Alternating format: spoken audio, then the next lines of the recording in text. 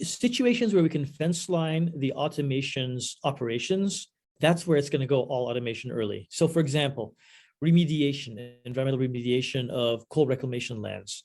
I think you're going to see in 10 years, a lot of the remediation effort done by machine, because you can simply fence line the area in which the machines are operating and off it goes.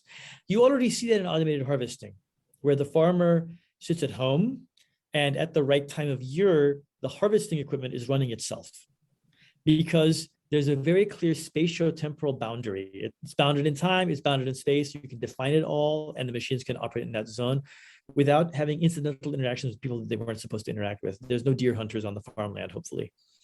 You're going to see the same thing in construction, in basically commercial construction, where more and more of the construction processes can be done in a firmly automated way if you can fence line the automation away from the people. So I think that's somewhere you're going to see pure automation really run.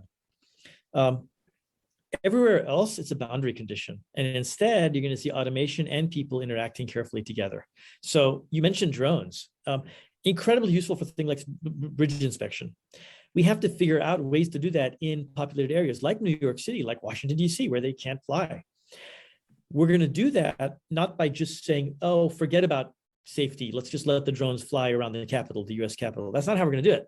We're going to do it by having certified operators who are the drone wranglers and work with the drones and ensure that the drones are being safe.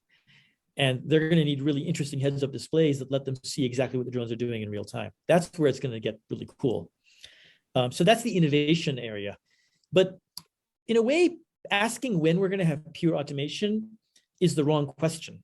The question is, when is automation going to be so undeniably the right direction to go in terms of productivity, reliability, and profitability, that we will see a full-throttled embodiment of automation inside that space, whether it's fence lined by humans or by spatial limits that make sure it doesn't interact with people in the wrong ways.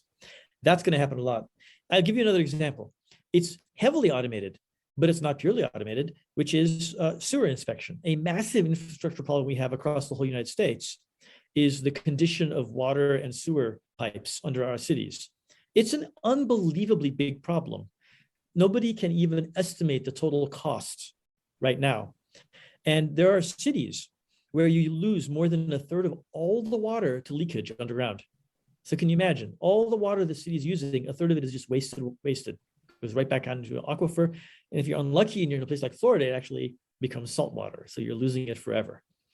So in those situations right now, you have companies that have incredible semi-autonomous sewage and water inspection robots that have become the principal way in which inspectors can deal with these pipes.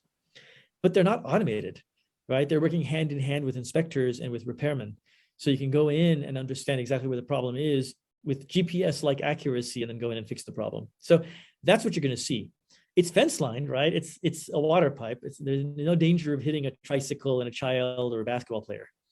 But still in that environment, what's critical is it improving safety? Is it improving reliability? Is it making the job of the human operators more efficacious so we can solve the infrastructure problem we have in the land of crumbling infrastructure?